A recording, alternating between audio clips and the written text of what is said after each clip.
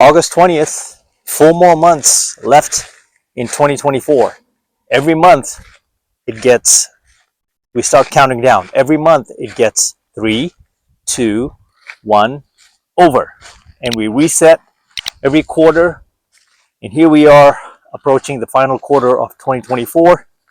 Before you know it, 2025, onward we go. But the question is, are you moving with the times? Are you improving with the times? And are you hitting your goals and you're checking off your bucket list items with time, with the passage of time, right? So I think even right now, as we stand with a little bit of August still left with us, you can literally design a 3-month plan and seize the rest of this year. Your entire life can change. Your entire 2025 can begin with a bang. You can actually get ahead of the curve, but you have to start now. Like, there's no waiting until tomorrow, because September is, we're almost here. And so it's Q4 time, baby. That's how I look at it. Q4 starts right about now. Give or take a couple of weeks, but Q4, we're on. You got the memo, I got the memo. So in fact, this is how I start every year, is kickstarting the following year, in this case 2025, and deciding that I'm going Mamba mode. In fact, most of the time I'm operating on Mamba mode. What am I talking about? So the question is, how badly do you want your goals? Are you still stuck on your New Year's resolution, which was 8 months ago, 7 months ago, January 1st, 2024? How were you feeling? Where were you this year when counting down? Were you drunk? Did you promise to do a detox of alcohol, and how's that working out for you? Did you start the business that you said you were going to do, or did you postpone it? Have you written down your plans? Do you have a whiteboard? Do you jot notes? Do you take notes on your phone? Do you track things? Have you practiced fasting, for example, intermittent fasting, as a lifestyle of prolonging instant gratification and detoxing off of food, and better yet, resetting your habits, reinstalling new habits, and getting rid of toxic habits, including people? Have you fasted from people? Have you cut people out? And it's okay if these are family members too, because sometimes they can be the most toxic. I know firsthand, and a lot of people may shun you for that, but I guarantee you that there's always things going on in the background. You just never know the full story, right? So you cannot always trust social media smiley pictures and or the highlight reels, which is very human to do. Even I get caught up in it. I've had a bad habit as of these last few months of really getting caught up with the news, and subconsciously I even have the channel flipping back and forth, seeing who's going to win this presidential race. It's been one of the craziest elections I've ever seen, and I got caught up with some smack talking online, very unlike me, and that took me off my throne in terms of my focus and my output, and honestly my vibe changed as well. So I am using these videos, these opportunities, these motivational speaking videos while I walk and talk, to reset my energy, my focus, my vibe. And this is one way I cope with it, but it's not even coping, I would say. This is a growth mechanism for me personally. So would you respect me any better if I stayed indoors and I was giving this speech, right? Or talking like this? What better way for me to hold myself accountable by showing you my lifestyle? And that's precisely what I'm doing. Is as I am walking, this is one of the best parts of my day. This is one of the best times of my life, actually, because this is a compounding habit. What better way for me to share my experience and show you the power of nature, and also the power of just being able to talk freely and being as authentic as I can, and with as little editing as possible. When I started this YouTube channel 1 year ago, and then I completely disappeared because I was lost. I wasn't mentally prepared. I waited to start this channel. I was supposed to kick this channel off in 2020.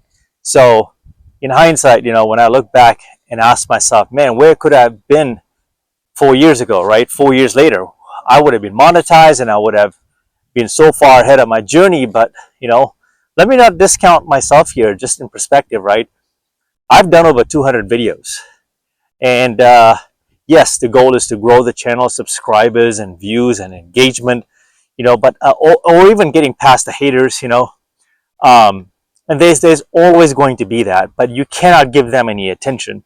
Same in the same perspective, in the same manner, same principle. Apply it to your daily life, right?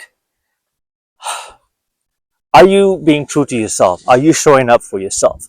Are you keeping your word? If you said something, are you doing it? Do you follow through? Are you going to do it? So when I look at myself 200 plus videos later, the channel's nowhere near where I want it to be. But in my mind, I have the vision. In my mind, I have the vision. In my mind, it's a non-negotiable that no matter what happens, I will show up. And,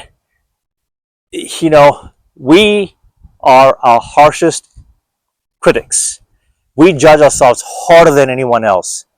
We look at ourselves in that mirror and we hate our reflection sometimes, because sometimes, it's normal to ask yourself like, hey, what the hell am I doing? Why am I recording this video when no one's watching, or it's, views are crawling or stalling? You're already 4 years behind your journey. You should have started way back then.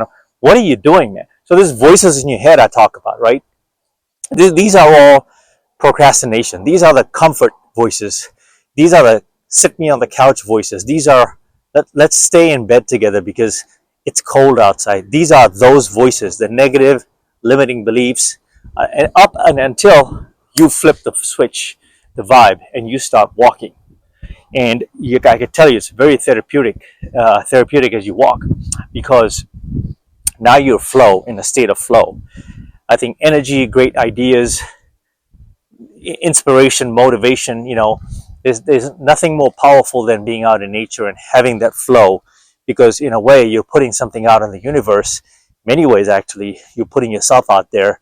Yes, on YouTube in that sense, but there's a spiritual awakening. There's a mental transformation as well as you're going through this. So when you put yourself out there, you're rolling the dice, but I think it really favors you, because you're better off than no action, inaction, and honestly not even taking that first step. So I say all that to say this, to bring it back to the focal point.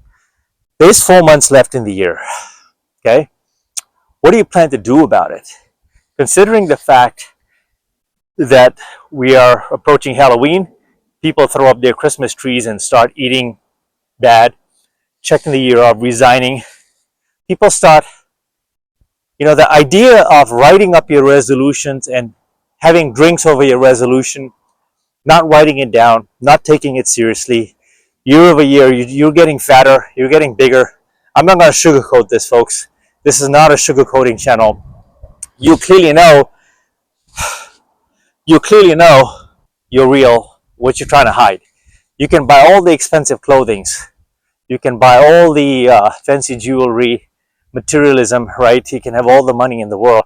I know for a fact that the greatest wealth is here, and this is walking, having your health. And without even flexing, it's such an amazing flex that you can tell your peers, you can tell the world. You never have to tell them. They will see it visually that this guy or this gal has completely transformed these last 4 months. What did you do? So use that as motivation, the change that it will spark and inspire others, more so none other than your yesterday self. Because I know there's a lot of you out there ready to leave your old self behind and embrace the newer version, a better version of yourself. And the only thing stopping you from getting that person back and your younger self, rewinding time and anti-aging, is making a decision. It's that easy. So make a choice. Next one. Mamba out.